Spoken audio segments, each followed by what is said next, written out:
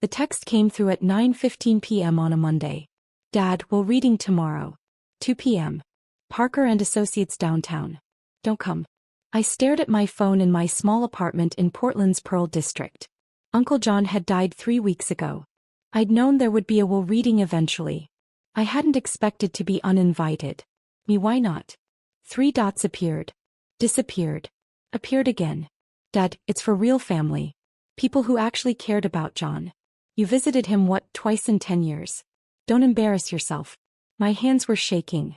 I set down my phone and walked to my window looking out at the rainy Portland street below. Twice in 10 years. That's what they thought. My phone buzzed again. Dad, your brother and sister will be there. Your mother. Your aunts and uncles. People who were actually present in John's life. You don't belong there. I picked up my phone with steady hands and typed one word. Me okay. Then I set an alarm for 12:30 p.m. and went to bed. I'd been lying to my family for 8 years. Not about anything dramatic. Not about a secret life or hidden identity. Just about where I spent my Sunday afternoons. Working, I'd tell them when they called. Double shift. Catching up on charts. Hospital meeting. My family never questioned it. Why would they? I was a physician assistant in the ER at Providence, Portland.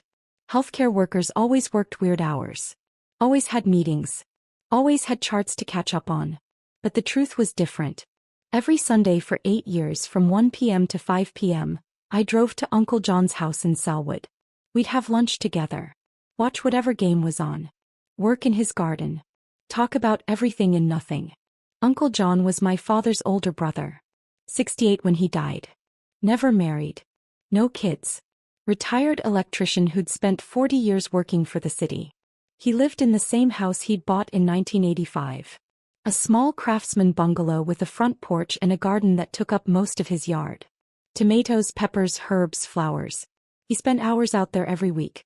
When I was 26 and had just finished PA school, drowning in debt and working exhausting shifts, I'd stopped by his house one Sunday to drop off something my mother had sent. A birthday card maybe. Something obligatory. Uncle John had invited me in. Made me lunch. Grilled cheese and tomato soup, simple and perfect. We'd ended up talking for 4 hours. You should come back next week, he'd said. If you want. I make a mean pot roast. I came back. And kept coming back. Every Sunday. For 8 years. We'd cook together. He taught me his recipes. Pot roast, chili verde, albondigas soup. Everything his mother had taught him. We'd work in the garden. He taught me about tomatoes, about soil pH, about when to plant and when to harvest. We'd watch whatever was on TV. Blazers games, Timbers games, cooking shows, documentaries. Didn't matter. The company mattered. And we'd talk. About his life. About mine. About his years as an electrician. About my patients. About books and politics and family and regrets and dreams. He became my best friend. Why don't you tell your family you come here? He'd asked once, maybe 2 years in. Because they'll make it weird, I'd said. They'll ask why I'm spending so much time with you. They'll think I want something. Or they'll feel guilty and start visiting out of obligation, and then you'll have to pretend to enjoy visits from people who don't actually want to be here. Uncle John had nodded. You're probably right. Your father calls me every few months. Asks how I'm doing. Tells me I should sell the house and move into a retirement community. He means well, but it's not the same as being here. No, it's not. So we kept it our secret. My family thought I was working on Sundays. Uncle John's neighbors knew me, knew I came every week, but they'd never met my family, so there was no one to accidentally mention it. For 8 years I showed up. Rain or shine. Through the Portland winters and the hot summers. Through my own relationship dramas and career stresses. Through Uncle John's health scares and his good days and bad days. I missed exactly 4 Sundays in 8 years. 2 for a vacation to Hawaii. 1 when I had the flu so bad I couldn't drive. 1 when Uncle John himself was in the hospital and told me not to come because visiting hours didn't align with our usual time. My family visited him maybe 6 times in those 8 years. Obligatory holiday visits. Christmas dinner a few times. Thanksgiving once. Always as a group, always briefly, always with the air of checking off a box. 3 weeks ago, Uncle John had a massive stroke. I was at work when I got the call from the hospital. They'd listed me as his emergency contact 2 years earlier, though my family didn't know that. I'd rushed to Providence St. Vincent, still in my scrubs. Found him unconscious in the ICU. The neurologist told me the damage was extensive. He wouldn't recover. I'd called my father from the ICU waiting room. Uncle John had a stroke, I'd said. It's bad. How bad? Life support bad. The doctors say he won't wake up. Silence. Then, Jesus. We'll come down tomorrow. He's at St. Vincent's. ICU 3rd floor. Got it. Thanks for calling, Sophia. They'd come the next day. Dad, Mom, my older brother Marcus, my younger sister Elena. They'd stood around his bed for 15 minutes, looking uncomfortable. Mom cried quietly. Elena took a photo of the monitors, which felt weird, but I didn't comment. The doctors say there's no hope? Dad had asked. No. The brain damage is too extensive. So we need to make decisions. About life support. Yes. Who's the medical power of attorney? I'd pulled out the document Uncle John had signed 2 years ago. I am. Dad's eyebrows had shot up. You? Why you? He asked me to be. A couple years ago. Why didn't we know about this? I don't know, Dad. Maybe ask Uncle John. I gestured to the unconscious man on the bed, immediately felt guilty for the sarcasm. This seems irregular, Dad had said. It's legal. The hospital confirmed it. They'd left after 30 minutes. I'd stayed for 8 hours. Left only to work my shift, came back after. Did that for 3 days until Uncle John passed quietly, with me holding his hand. The funeral was small. Family only. Uncle John had specified that in his will. No big production, just immediate family at the graveside. We'd stood in the rain at Riverview Cemetery. The priest said generic words about eternal rest. My family cried appropriately. I stood silently, too hollowed out to cry in front of them. Afterward, at my parents' house in Lake Oswego, the family had gathered. Sandwiches and coffee and quiet conversation. Did John have much? Uncle Robert had asked. Robert was Dad's younger brother, a real estate agent in Beaverton. Watch what? Dad replied. Money. Assets. That house in Selwood has to be worth $600K at least. Plus his pension savings. I don't know, Dad said. His lawyer called. Said there's a will reading next week. Who's the executor? His attorney. Some guy named William Parker. My Aunt Linda had chimed in. John lived simply. He probably left it all to you, David. You're the closest family. Maybe, Dad had said. We'll see. No one asked me anything. No one mentioned that I'd been listed as medical power of attorney. No one seemed curious about why. I'd left early, claiming a shift at the hospital. That was 2 weeks ago. Now at 12:30 p.m. on Tuesday my alarm went off. I got dressed in my one good suit, charcoal gray, worn for job interviews and the rare court appearance for patient cases. I drove downtown to the address Dad had texted. Parker and Associates occupied the 10th floor of a building near Pioneer Courthouse Square. Marble lobby, mahogany doors, the kind of place that screamed expensive legal services. I checked in with the receptionist at 1:50 p.m. Sophia Martinez for the John Martinez estate reading. She checked her computer. Yes, Ms. Martinez. Conference room B. Down the hall, last door on the left. You're a few minutes early. That's fine. I walked down the hallway, my heart pounding. Maybe Dad was right. Maybe I didn't belong here. Uncle John had left everything to his brothers as was proper. I was just a niece. The medical power of attorney thing was probably just convenience because I was in healthcare and could understand the medical terminology. I reached conference room B. Took a deep breath. Opened the door. Dad was already there, sitting at a large table with Mom. Marcus and Elena sat across from them. Uncle Robert and Aunt Linda. A few cousins I barely knew. And at the head of the table, a man in his 60s with white hair and a kind face. He looked up when I entered. Dad saw me and his face flushed red. What are you doing here? Attending the will reading, I said quietly. I told you not to come. This is for family. I am family. You know what I mean. People who were actually in John's life. You visited him twice in 10 years, Sophia. David, the lawyer said calmly. Ms. Martinez is named in the will. She's required to attend. Dad's expression shifted from anger to confusion. Named in the will? For what? A token amount. Please everyone take a seat, the lawyer said. I'm William Parker, John's estate attorney. We'll begin in just a moment.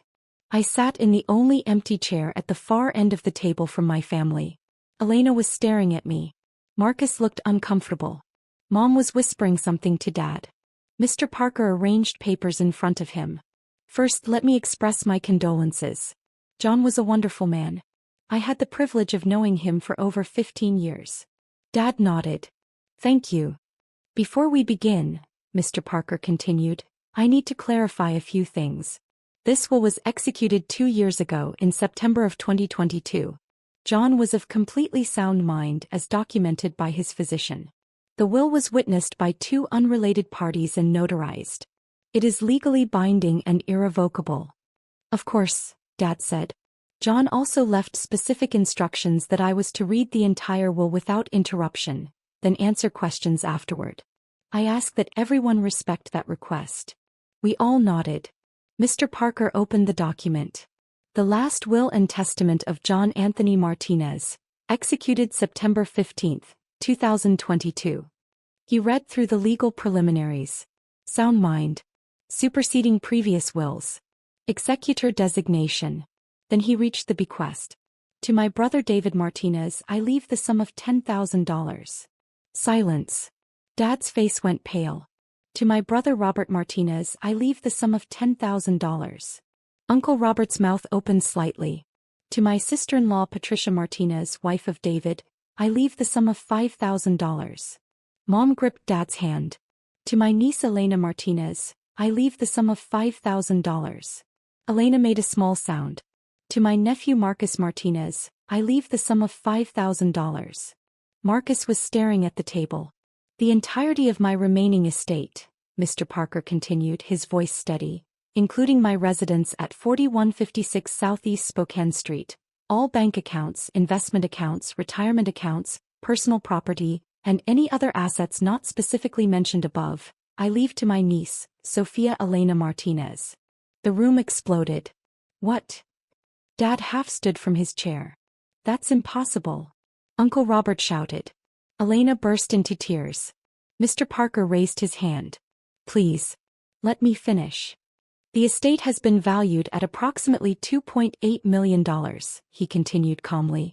This includes the Selwood residence valued at $650,000, investment and retirement accounts totaling $1.9 million, savings and checking accounts of $200,000, and personal property including a 2018 Toyota Tacoma and household items valued at approximately $50,000. $2.8 million, Dad said. His voice was hollow. To Sophia. Yes. This is fraud, Uncle Robert said immediately. She manipulated him. She's in healthcare, she had access. Mr. Martinez, Mr. Parker interrupted firmly. I must warn you that accusations like that without evidence could expose you to serious legal liability. But she barely knew him. Dad turned to me. You visited him twice. Maybe 3 times. Actually, Mr. Parker said, that's not accurate. Which brings me to the letter John left to be read at this time. He pulled out an envelope. My hands were shaking so badly I had to grip them together in my lap. Mr. Parker opened the letter and began reading in Uncle John's voice. Practical, warm, direct.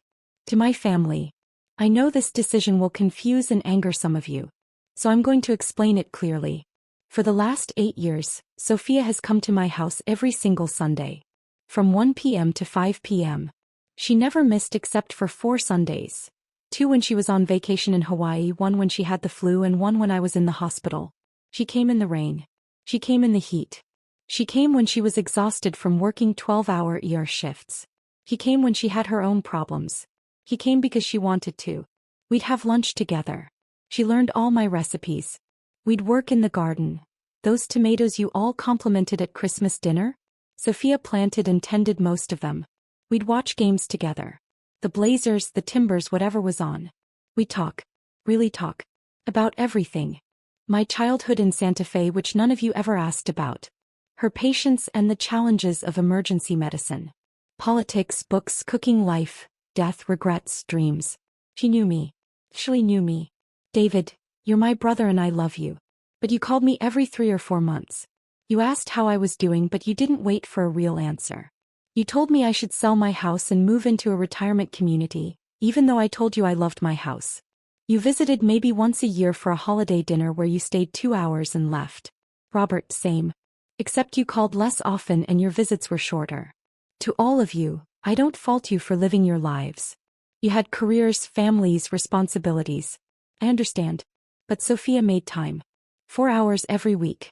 That's 208 hours per year. Over 8 years, that's 1,664 hours. Almost 70 full days of her life. She did this while working 50 to 60-hour weeks in the ER. While paying off student loans. While building her career. While having her own life to live. She did it because she loved me. Not because she expected anything. Because she saw me as a person worth spending time with. When I was diagnosed with atrial fibrillation 3 years ago, Sophia took me to every cardiology appointment. He helped me understand my medications. She made sure I was taking them correctly. She called me every morning to check that I'd taken my blood thinner. When I had a cancer scare 2 years ago, she held my hand through the biopsy. Sat with me while we waited for results.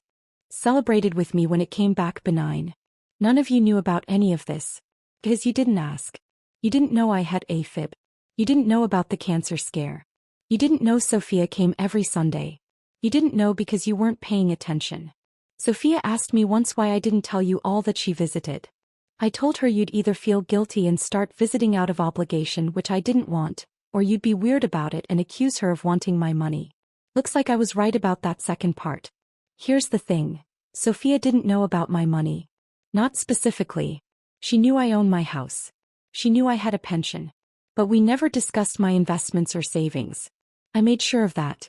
When I asked her to be my medical power of attorney 2 years ago, she tried to refuse. Said it should be David as my closest living relative. I insisted. I wanted someone who would actually understand what the doctors said and make decisions based on what I wanted, not what was convenient. He did that perfectly. When I had the stroke, she stayed with me. The nurses told me later, well, they told my lawyer since I was unconscious, that Sophia spent almost 72 straight hours at the hospital, leaving only for her work shifts. He held my hand. She talked to me even though I couldn't respond. She advocated for my comfort. David, you visited for 30 minutes. You asked about legal paperwork and who would make decisions. Then you left. I'm not telling you this to hurt you. I'm telling you so you understand. Sophia earned this inheritance through 8 years of showing up. Through 1,664 hours of choosing to spend time with me. Through caring about me as a person, not as an obligation or a future source of money. The monetary breakdown is this. At 1,664 hours over 8 years, I'm leaving Sophia approximately $1,683 per hour of companionship. That seems fair to me. David and Robert, your $10,000 each works out to about $200 per visit over 8 years. Also fair. Everyone else, your $5,000 amounts are token acknowledgments that you are family and I did love you even if you weren't present. If you're angry about this, ask yourself, when was the last time you spent 4 hours with me? When was the last time you asked about my life and actually listened to the answer? When was the last time you showed up without being asked? Sophia did that every week for 8 years. That matters. That's what I'm rewarding. I hope you'll learn from this. That presence matters. That showing up matters. That seeing people as people, not as items on a to-do list, matters. Maybe you will. Maybe you won't. Either way, Sophia has earned every penny. With love and absolutely no regrets, John Anthony Martinez. Mr. Parker set down the letter. The silence was absolute. I was crying. I couldn't help it. Uncle John had known. Of course he'd known. He'd planned all of this, documented everything, anticipated every objection. Every Sunday? Mom whispered. For 8 years. I nodded, unable to speak. You told us you were working, Dad said. His voice was strange. Hollow. I lied. Why? Because Uncle John asked me to. Because he didn't want you visiting out of guilt. Because he wanted our time together to be genuine, not obligatory. You should have told us, Elena said. He was crying too. Would it have changed anything? I asked. Would you have started visiting? Silence. We could have. Elena insisted. But you didn't, I said quietly. For 8 years you didn't. And Uncle John was okay with that. He just wanted someone who actually wanted to be there. Uncle Robert stood abruptly. This is manipulation. Clear manipulation. We're contesting this. That is your right, Mr. Parker said. However, I should inform you that John anticipated this. I have extensive documentation. Building security records from his senior community center where he volunteered. Sophia drove him there every week and signed in as his companion. Medical records showing Sophia attended every doctor's appointment. Testimony from neighbors who saw Sophia's car at John's house every Sunday for years. Phone records showing daily morning calls from Sophia to John to check on his medications. He pulled out a folder at least 2 inches thick. John documented everything. He wanted to ensure there could be no successful contest. Any attempt will be expensive and, in my professional opinion, will fail. How expensive? Dad asked quietly. Legal fees for a contest typically run $25,000 to $50,000. And if you lose, which you will, the judge may order you to pay Sophia's legal fees as well. You'd be looking at potentially $75,000 to $100,000 in total costs. Uncle Robert sat back down, his face red. This is unbelievable, Marcus said. He was looking at me. You really visited him every week? Yes. And we didn't know? No. Because he asked you not to tell us? Yes. Marcus ran his hands through his hair. Jesus. We really were that oblivious. You were busy with your own lives, I said. I don't fault you for that. But don't be angry with me for spending time with him. $2.8 million, Dad said. He wasn't looking at me. He was staring at the table. He had $2.8 million. Yes, Mr. Parker confirmed. And he left almost all of it to Sophia. Yes. Minus the specific bequests to you and your family, which total $45,000. Because she visited him on Sundays. Because she was present in his life, Mr. Parker corrected gently. There's a difference. Dad stood up. I need air. He walked out. Mom followed. Uncle Robert and Aunt Linda exchanged glances and left too. My cousins filed out quietly. Elena hesitated at the door. I don't know whether to be mad at you or proud of you, she said. You can be both, I replied. She left. Marcus stayed. I'm not going to contest it, he said. For what it's worth. Okay. I'm shocked. And yeah, part of me is jealous. $2.8 million it's life-changing money. I know. But you earned it. He shook his head. Every Sunday for 8 years. I can't even commit to going to the gym twice a week. You showed up for Uncle John every single week. I wanted to. That's what makes it real. He stood up. I hope Dad comes around. He's hurt right now. Feeling guilty probably. That's why he's angry. I know. Give him time. Marcus left. I was alone with Mr. Parker. How are you doing? He asked kindly. I don't know. Overwhelmed. That's understandable. For what it's worth, John was very certain about this. He spent months planning the will. He wanted to ensure you'd be taken care of. I didn't visit him for money. He knew that. That's exactly why you're getting it. I wiped my eyes. What happens now? The estate will go through probate. 4 to 6 months, typically. I'll handle that as executor. The specific bequests to your family will be distributed within 30 days. Once probate clears, you'll receive the house and all accounts. And if they contest? I'll handle that too. I'm confident we'll prevail. The evidence is overwhelming. I nodded. Okay. John also left something else for you. Mr. Parker pulled out a small envelope. He asked me to give this to you privately. I took it with shaking hands. My name in Uncle John's handwriting. Take your time, Mr. Parker said. I'll be in my office when you're ready. He left. I sat in the empty conference room and opened the envelope. Dear Sophia. If you're reading this, I'm gone. I'm sorry for that. I would have liked more Sundays together. By now you know about the inheritance. You probably tried to refuse it or at least felt guilty about accepting it. Don't. You gave me 8 years of Sundays. You gave me companionship, laughter, purpose. You made my retirement years some of the best of my life.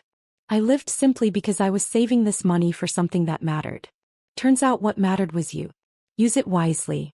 Use it joyfully. Use it to build a life that makes you happy. Pay off your student loans. Buy a house with a garden where you can use everything I taught you. Travel. Take risks. Live fully. Don't let your family's reaction make you feel guilty. You earned this through presence and love. That's the most valuable currency there is. Thank you for every Sunday. Thank you for every conversation. Thank you for seeing me as a person, not as an old man marking time. You made my life better. I hope this money makes yours better too. With all my love, Uncle John. The Tacoma is yours too. I know you've been driving that beat-up Civic for years. The truck is paid off, well-maintained, and has a great sound system for singing along to whatever bad music you kids listen to these days. Asterisk. I sat in that conference room and sobbed. The next 3 weeks were brutal. My phone blew up with messages from extended family. Cousins I hadn't spoken to in years demanding I do the right thing and split the inheritance. Aunt Linda called me a manipulator. Uncle Robert threatened legal action daily. Dad didn't speak to me at all. Mom called once. How could you keep this secret for 8 years? She asked. Uncle John asked me too. You should have told us. We could have visited too. Would you have? Really? Silence. I'm not giving back the money, Mom. I'm not asking you to. I'm trying to understand. What's to understand? I loved Uncle John. I spent time with him. He appreciated it. That's all. It feels like a betrayal, she said quietly. Of who? Of us. Your family. I didn't betray anyone. I just showed up for someone who needed me to. She hung up. True to his word, Marcus didn't contest. Elena called 2 weeks after the reading, crying. I should have visited him more. I should have cared more. He loved you anyway, I told her. He just loved differently based on how present people were. Will you share any of it? With me and Marcus. Elena. I'm not demanding. I'm asking. As your sister. I'll think about it. Okay. 4 weeks after the will reading, Uncle Robert filed a contest. Grounds. Undue influence, isolation of the deceased, taking advantage of his vulnerability as an elderly person. Mr. Parker called me. Don't worry. We expected this. Do you have evidence of your relationship with John? Photos, texts, anything. I spent the weekend gathering 8 years of documentation. Hundreds of photos of Sunday afternoons. Thousands of text messages. On my way. See you soon. Thanks for lunch, that pot roast was perfect. Blazers game tonight? Garden looks great. Evidence of a real relationship. Of consistent presence. Of love. The court hearing was scheduled for 5 months later. In the meantime, I received the $45,000 in token bequests to distribute to my family. I wrote the checks personally. Delivered them to Dad's house.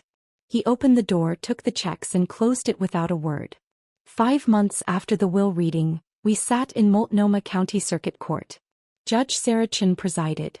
She was in her 50s, with sharp eyes and an air of someone who had no patience for nonsense.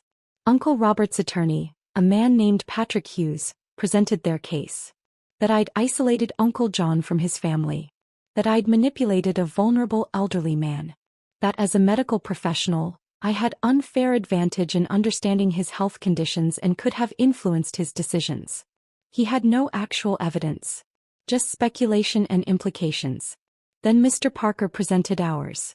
Documentation from Uncle John's volunteer center showing I'd signed in as his companion every Wednesday evening for 5 years. I'd driven him to his volunteering at the community meal program. Phone records showing I'd called him every single morning for 3 years to remind him about his blood thinner medication. Medical records showing I'd attended every doctor's appointment for the last 4 years. Testimony from his cardiologist. Sophia was at every appointment. She took notes. She asked questions. She made sure John understood his treatment. She was the most involved family member I've ever seen, and I was surprised to learn the rest of the family considered themselves close to John. Testimony from Uncle John's neighbors. Mrs. Chin from next door. Sophia's car was there every Sunday like clockwork. She'd help John with his garden. Sometimes I'd see them on the porch just talking and laughing. The rest of the family? I saw them at Christmas sometimes. Maybe. Building records from Uncle John's medical buildings showing my signature on visitor logs for hundreds of appointments. Photos spanning 8 years. Uncle John and me in the garden. Cooking together. At Blazers games. At the Timbers Stadium. At Powell's bookstore. Living life together. Text messages. Thousands of them. Daily check-ins. Plans for Sunday. Shared jokes. Real conversations. And Uncle John's letter, explaining everything in his own words. Judge Chin reviewed it all silently. Then she looked at Uncle Robert. Mr. Martinez, I've practiced law for 28 years. I've seen legitimate cases of elder abuse and manipulation. This is not one of them. Uncle Robert's attorney started to object, but Judge Chin held up her hand. Your brother left a clear, documented explanation of his decision. He was evaluated by multiple physicians and found completely competent. The evidence shows an 8-year pattern of consistent care and companionship from Ms. Sophia Martinez. He turned to me. Ms. Martinez, the evidence shows you provided extraordinary care to your uncle. You did so while working full-time in a demanding profession. You did so without expectation of inheritance. The documentation shows your uncle never discussed his financial situation with you.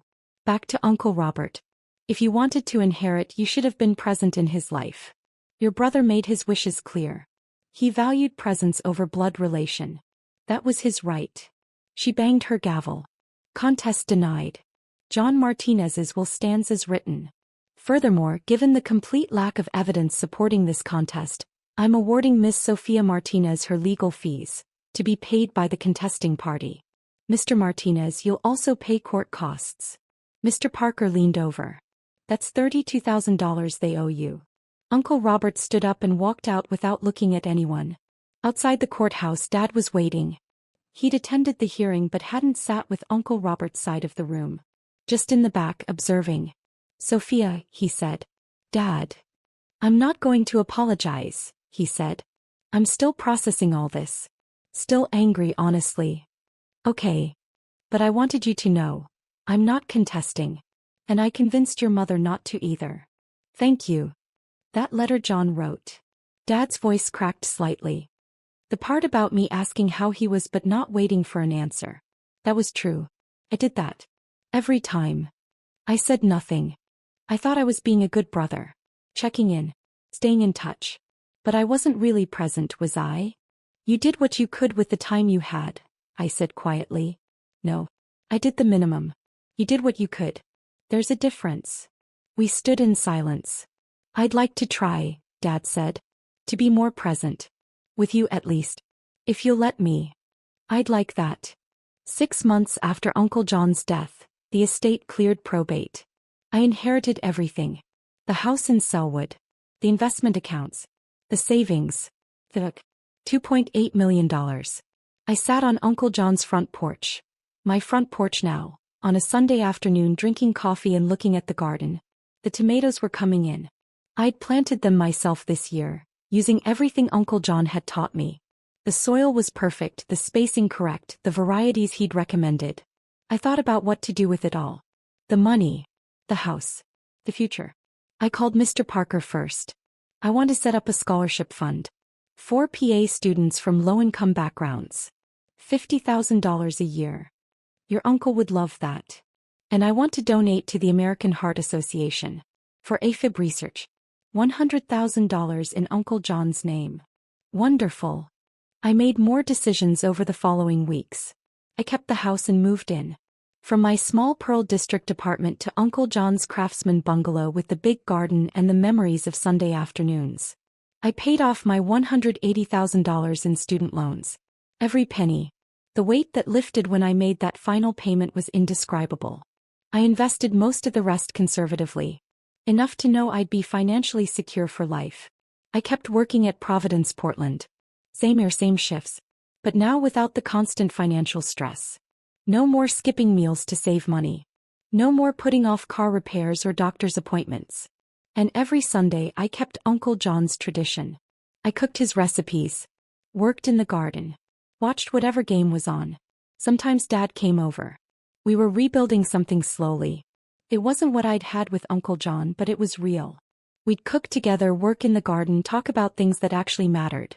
Mom came sometimes too. Elena started visiting occasionally. Marcus when he could. We were learning slowly what presents looked like. The scholarship fund helped its first student that year. a 26-year-old single mom working through PA school. She sent me a thank you note with a photo of her in her white coat on her first day of clinical rotations. Uncle John would have loved that. I thought about his letter often. About using the money wisely, joyfully, to build a life that made me happy. I was trying. I'd traveled to New Mexico to see where Uncle John grew up, visited the places he'd told me about in our Sunday conversations. I'd started dating someone I met at the hospital who didn't care about my money and appreciated that I could grow heirloom tomatoes. I was building a life. 1 year after the inheritance, Elena stopped by on a Sunday with coffee. We sat on the porch in silence for a while. "I'm sorry," Elena said finally, "for how I reacted. For being angry instead of being proud of you. It's okay. It's not. You did something really special. You showed up for Uncle John for 8 years. That's incredible. And I was angry because I felt guilty that I didn't do the same." "You were living your life," I said. "I know. But I could have made time. I should have made time." We sat quietly. "The money," Elena said. "I'm not asking for any. I just want you to know. I'm glad he left it to you. You earned it." "Thank you. I mean it. And I'm going to try to be better. To be more present. For you, for Mom and Dad, for the people who matter." "That's all Uncle John wanted," I said. "For people to learn to show up." 2 years after Uncle John's death, I sat on the porch on a Sunday afternoon. The tomatoes were perfect this year. The peppers were coming in strong. The herbs were thriving. Every plant a lesson he'd taught me. Every row a Sunday afternoon spent together. I thought about what he'd written in his letter. About using the inheritance to build a life that made me happy. I was doing that. Every day. The money had changed my life. Eliminated debt. Provided security. Opened possibilities. But the real inheritance wasn't the money. It was the 8 years of Sundays. The lessons about showing up. The knowledge that presence matters more than anything. Uncle John had taught me that. And every Sunday afternoon, sitting on this porch, working in this garden, I honored that lesson. I showed up. I was present. I lived fully. That was the real inheritance. The 2.8 million was just proof.